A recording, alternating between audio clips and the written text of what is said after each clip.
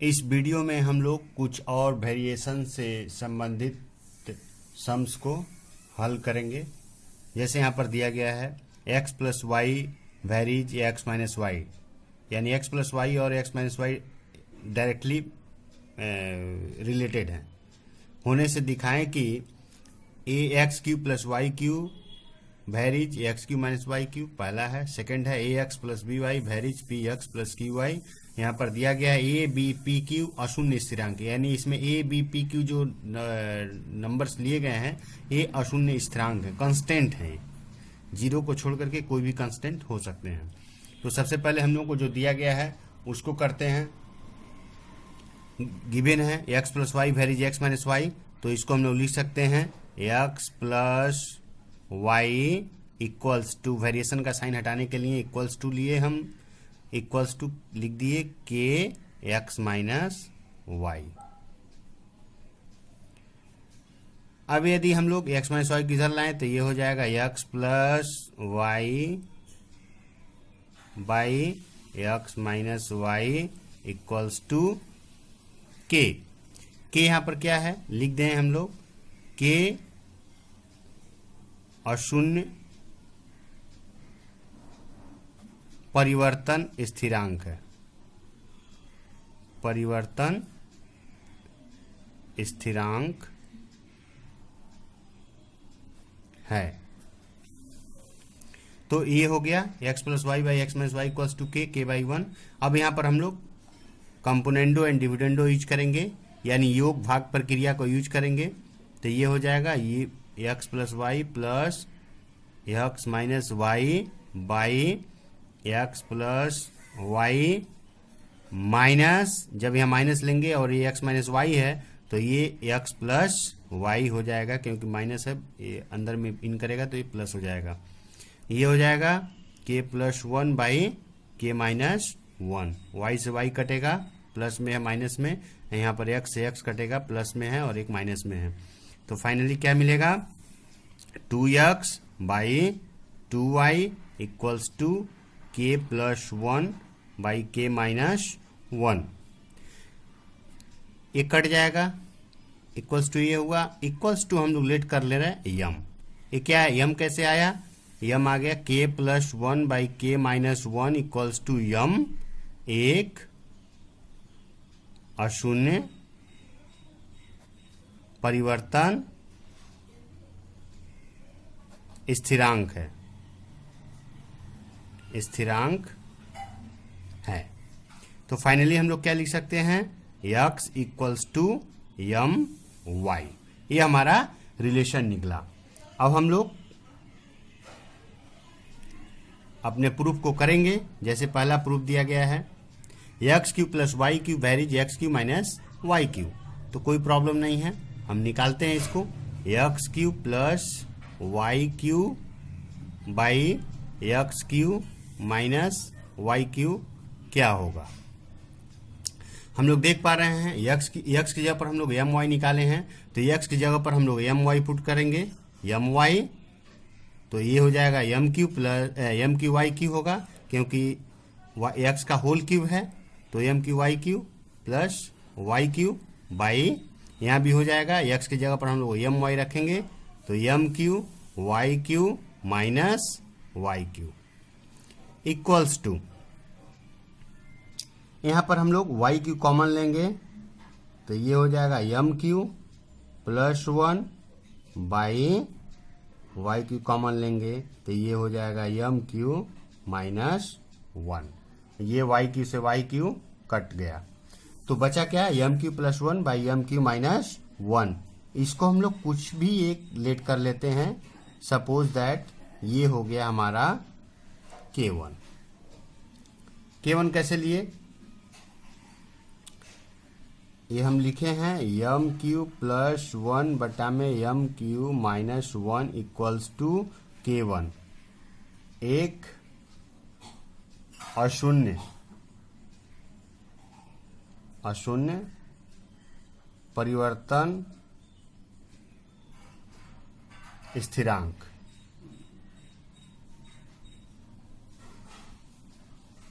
तो फाइनली हम लोग देख पा रहे हैं X Q plus Y cube by X Q minus Y Q equals to क्या निकला, कांस्टेंट निकला। तो इसको हम लोग क्या कर सकते हैं, इसको हम लोग चाहें तो लिख सकते हैं X Q plus Y Q equals to K1 X Q minus Y Q, क्योंकि X Q plus Y Q X Q minus Y Q बराबर K1 लिखे हम लोग। तो अब इस K1 को हटाएंगे तो इक्वल साइन हटेगा और ये वेरिएशन में चेंज हो जाएगा। तो ये हो जाएगा X Q plus Y Q varies X Q minus Y cube. ये हम लोग का नंबर 1 प्रूव्ड हो गया। इसी प्रकार हम लोग सेकेंड को प्रूव करेंगे, नंबर 2 को भी करेंगे।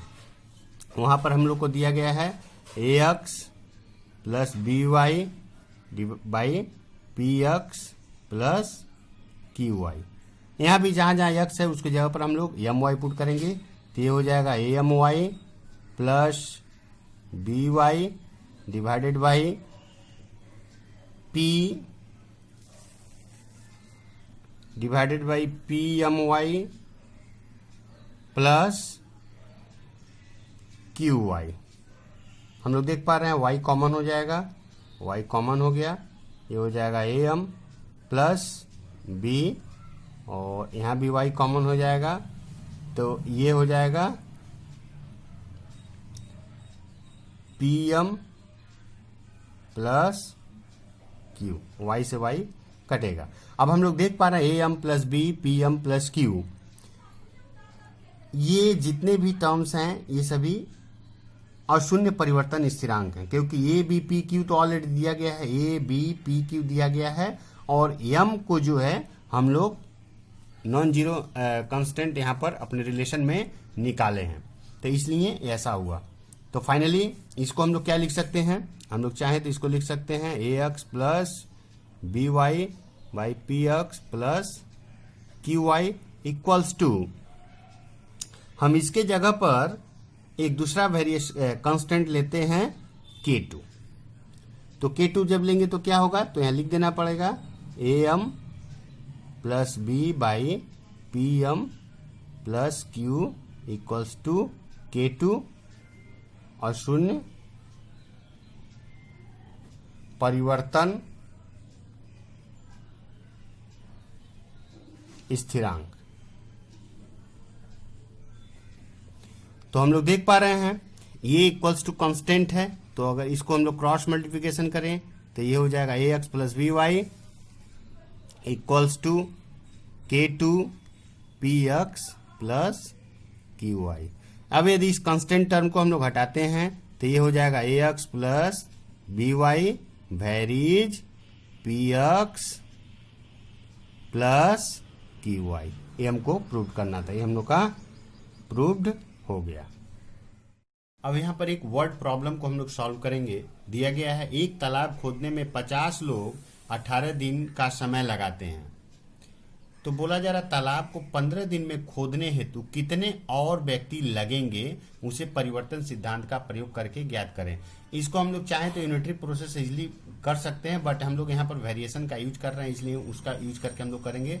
तो सबसे पहले हम लोग मान लेंगे, माना लोगों की संख्या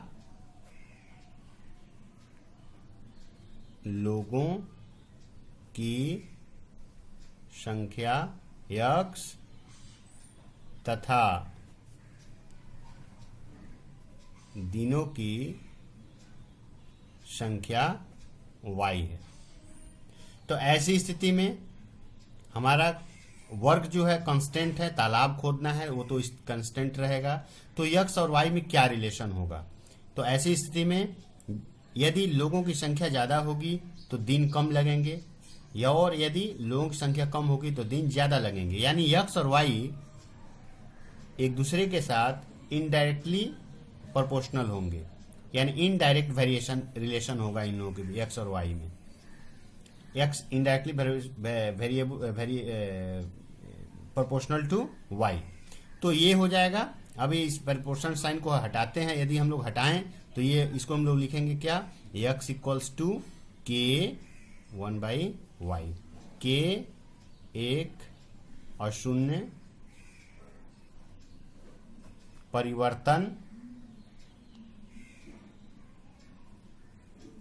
स्थिरांक है, स्थिरांक है। अब इसको हम लोग बढ़ाते हैं। हमको दिया गया है जब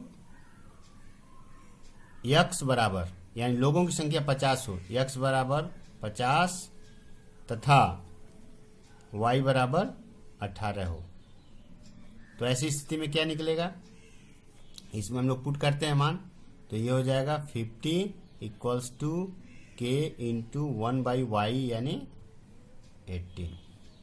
अब k को हम लोग इधर रखते हैं, क्रॉस मल्टीप्लिकेशन करेंगे तो निकलेगा k इक्वल्स टू 18×5 = 90 यानी 900। तो पुनः k बराबर 900 तथा दिन यानी y का मान 15 होने पर, यहाँ बोला गया है तालाब को 15 दिन में, तो y का मान 15 होने पर फिर इसमें हम लोग इसका वैल्यू को पुट करेंगे तो x इक्वल्स टू हो जाएगा, k का वैल्यू है 900 इंटू 1/15, तो कटेगा, ये हो जाएगा 15×6 = 60 यानी 60 दिन आया। यानी अब उस काम को करने में 60 दिन का समय लगेगा यदि 15 लोग उस काम को करने के लिए लगते। तो क्वेश्चन पूछा गया एक परिवर्तन कितने और व्यक्ति लगेंगे, तो हम पहले कितने आदमी लगते थे 50, अभी लग रहे हैं 60, तो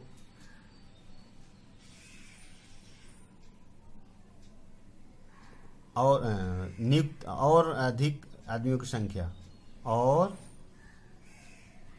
अधिक लोगों की संख्या इक्वल्स टू हो जाएगा 60 - 50 इक्वल्स टू 10। ये हम लोग का आंसर हुआ। अब यहाँ पर एक क्वेश्चन और हम लोग सॉल्व करेंगे। दिया गया 15 कृषक 5 दिन में 18 बीघा जमीन में खेती कर पाते हैं। परिवर्तन सिद्धांत का प्रयोग करके बताएं कि 10 कृषक 12 बीघा जमीन में कितने दिनों में खेती करा सकेंगे। तो ठीक है, यहाँ पर हम लोग देख पा रहे हैं 3 वेरिएबल्स हैं, कृषक, दिन और जमीन। तो हम लोग तीनों को मान लेंगे। माना कृषक की संख्या x, कृषक की संख्या x, काम करने दिनों की संख्या, दिनों की संख्या y तथा जमीन बराबर z बीघा। ये हम लोग मान लिए। अब हम लोग इसमें रिलेशन निकालेंगे। एक्चुअल में हमको निकालना है दिन। तो दिन के साथ कृषक का रिलेशन और दिन के साथ जमीन का रिलेशन क्या होगा, ये हमको निकालना पड़ेगा। तो सबसे पहले हम लोग दिन के साथ कृषक का रिलेशन निकालेंगे, संबंध निकालेंगे परिवर्तन सिद्धांत। इसमें कौन सा परिवर्तन लगेगा, डायरेक्ट या फिर इनडायरेक्ट, जब जमीन क्या हो, कांस्टेंट हो। तो हम लोग जानते हैं यदि जमीन कांस्टेंट रहेगा तो y के साथ x का इनडायरेक्ट रिलेशन होगा। क्यों? क्योंकि यदि दिनों की संख्या ज्यादा होगी तो कृषकों की संख्या कम लगेगी, क्योंकि हमारा जमीन कांस्टेंट है। तो हम लोग लिख सकते हैं y varies indirectly to 1/x जब z कांस्टेंट हो। और क्या लिख सकते हैं, फिर y का जमीन के साथ रिलेशन निकालेंगे तो x कांस्टेंट रहेगा। तो x कांस्टेंट रहेगा तो दिन के साथ जमीन का क्या रिलेशन है, यदि दिन ज्यादा रहेगा तो जमीन ज्यादा बीघा जोता पाए, जो ज्यादा खेती कर पाएंगे। यदि दिनों की संख्या कम रहेगी तो कम जमीन की पे खेती कर पाएंगे। यानी दोनों कैसा रिलेशन होगा, डायरेक्ट रिलेशन होगा, यानी y प्रोपोर्शनल टू z। अब ज्वाइंट वेरिएशन के हिसाब से हम लोग क्या लिख सकते हैं, बाय ज्वाइंट वेरिएशन या यौगिक भेद या फिर ज्वाइंट वेरिएशन, इसी को ज्वाइंट वेरिएशन बोलते हैं। ज्वाइंट वेरिएशन तो ये होगा y varies z by x. इसको हम कर दिए y इक्वल्स टू के जेड बाई एक्स। ये हमारा एक नंबर इक्वेशन हो गया। और के क्या है, ए के क्या है यहाँ पर, ए के है और शून्य परिवर्तन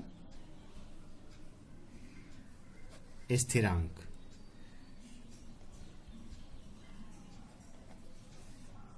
तो अब इसमें हम लोग वैल्यू को पुट करते हैं।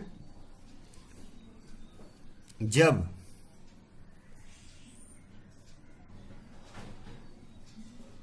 x बराबर 15, y बराबर 5 और z बराबर 18 है, क्योंकि क्वेश्चन में दिया गया 15, 5, 18, तो इसलिए ये हो गया। अब इसमें हम लोग इस एक नंबर इक्वेशन में इसका वैल्यू को पुट करेंगे तो ये हमको क्या मिलेगा,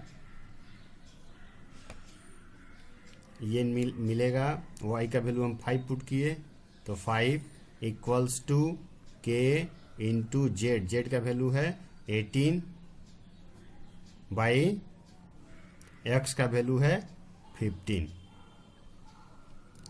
तो ये हो जाएगा, इसको कट करेंगे 3 छक 18, 3 पचे 15, क्रॉस मल्टीप्लिकेशन करेंगे तो ये 5 पचे 25, यानी के का वैल्यू क्या निकलेगा, 5 पचे 25 हुआ और इस 6 को इधर ले जाएंगे तो बाई 6 हुआ, 25 बाई 6 हुआ। अब पुनः हम लोग लेते हैं जो क्वेश्चन हमको फाइंड आउट करने के लिए बोला गया है, 10 कृषक 12 बीघा जमीन। पुनः के बराबर 25 बाई 6, जेड बराबर 12, जेड बराबर एक्स बराबर, पहले एक्स दिया गया है 10, तो एक्स बराबर 10 और जेड बराबर 12 हो तो क्या होगा, फिर एक नंबर इक्वेशन ये जो हमको दिया गया है इससे हम लोग वैल्यू पुट करेंगे तो ये हो जाएगा y इक्वल्स टू के का वैल्यू निकाले हम लोग 25 बाई 6, के का वैल्यू इंटू एक्स का वैल्यू 10 है, जेड का वैल्यू 12 है तो 12 बाई 10, कट करेंगे तो 6 एक कम 6, 6 दूना 12, 2 से काटेंगे 2 एक कम 2, 2 पचे 10, 5 से काटेंगे 5 पचे 25, यानी y का फाइनल वैल्यू क्या निकला 5। यानी हम लोगों को अगर 10 कृषक 12 बीघा जमीन को खेती करें तो वे 5 दिनों तक खेती कर पाएंगे, ये हम लोग का आंसर हुआ। अब यहाँ पर एक सम और हम लोग सॉल्व करेंगे। दिया गया y दो चर के योग के समान है जिसका एक x के साथ सरल समानुपात एवं दूसरा x चर के साथ व्युत्क्रम समानुपात है, एवं x बराबर 1 होने पर y बराबर -1 और x बराबर 3 होने पर y बराबर 5 होता है, तो x और y में संबंध ज्ञात करें। तो ठीक है, कोई दिक्कत नहीं है, इसको हम लोग करेंगे। तो सबसे पहला काम, y दो चर के योग के समान है तो हम लोग लेट कर लेंगे y equals to a plus b, ये हम लोग मान लिए कि y जो दो चर के समान है वो a प्लस b है। उसमें से एक बोला है x के साथ सरल समानुपात, तो हम लोग एक के लिए x के साथ सरल समानुपात कर दिए। और तो यहाँ पर क्या निकलेगा, a equals to k1x। k1 क्या है, k1 अशून्य परिवर्तन स्थिरांक है। इसी प्रकार b वैरीज एवं दूसरे का x चर के साथ व्युत्क्रम समानुपात है, यानी b जो है x के साथ व्युत्क्रम समानुपात का रिलेशन रखता है, तो b इक्वल्स टू हो जाएगा k2 into 1 by x. k2 क्या है, k2 और 0 परिवर्तन स्थिरांक है।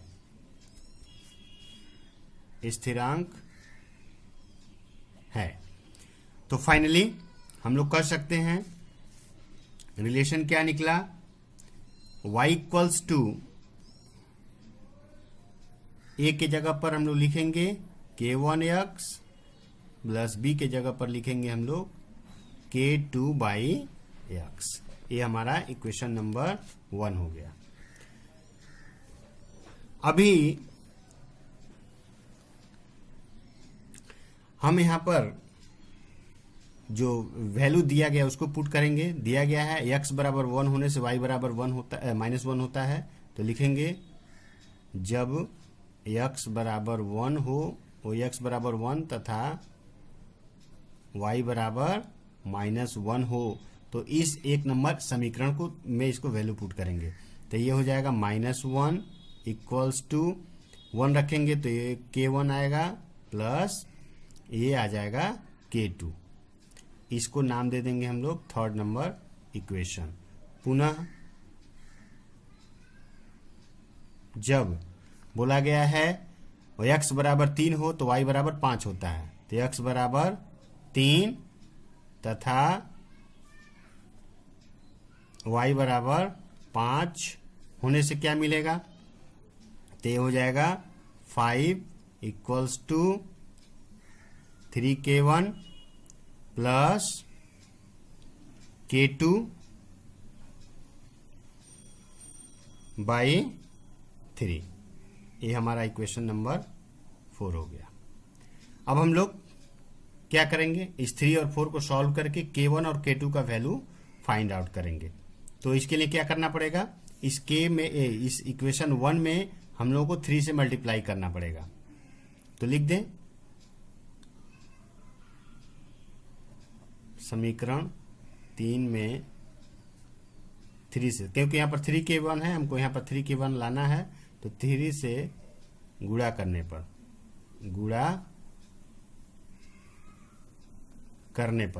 तो क्या निकलेगा, -3 equals to 3k1 plus 3k2 और इसके नीचे 4 नंबर इक्वेशन को लिख देंगे। तो 4 नंबर इक्वेशन लिखने से क्या निकलेगा, 5 equals to 3k1 plus k2/3। अब इसको क्या करेंगे हम लोग, घटाएंगे, घटाने पर तो घटाएंगे तो ये प्लस में तो माइनस, ये माइनस हो जाएगा, ये माइनस हो गया, तो 3k1 कट जाएगा, तो यहाँ पर बचेगा -8 इक्वल्स टू 3k2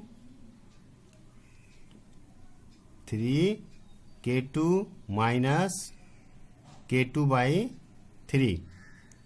तो एलसीएम लेंगे तो 3, ये हो जाएगा 9k2 minus k2 equals to, ये -8 है, तो ये हो जाएगा 8k2/3। अब 8k2/3 हो गया। तो इसके बाद हम लोग यहाँ पर क्या क्रॉस मल्टीप्लिकेशन करेंगे, तो ये हो जाएगा -24, यानी हम लोग अगर इसको निकालें तो k2 का वैल्यू क्या निकलेगा, -24 और 8 इधर आएगा तो /8 इधर जाएगा, कट करेंगे तो 3, यानी k का वैल्यू क्या निकला, -3। अब यहाँ पर हम लोग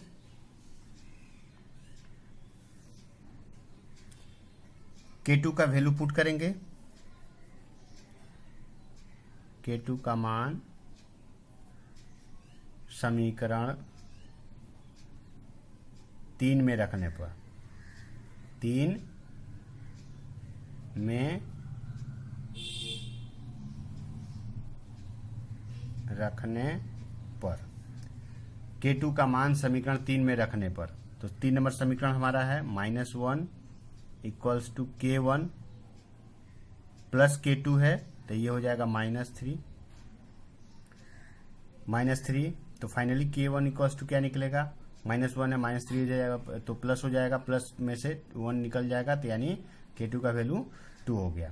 अब हमको पता चल गया हमारा K1 का वैल्यू कितना है और K2 का वैल्यू कितना है। तो हमको x और y में रिलेशन निकालना है।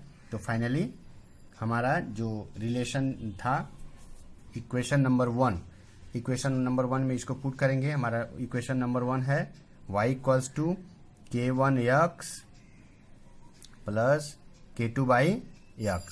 तो y इक्वल्स टू हो जाएगा K1x, K1 का वैल्यू क्या निकाले हम लोग 2, तो हो जाएगा 2x प्लस K2 का वैल्यू क्या निकाले हम लोग -3 बाई x। फाइनली ये हो जाएगा 2x माइनस प्लस में मल्टीप्लाई तो माइनस होगा 3 बाई x। ये हम लोग का x और y में रिलेशन हुआ, ये हम लोग का आंसर हुआ।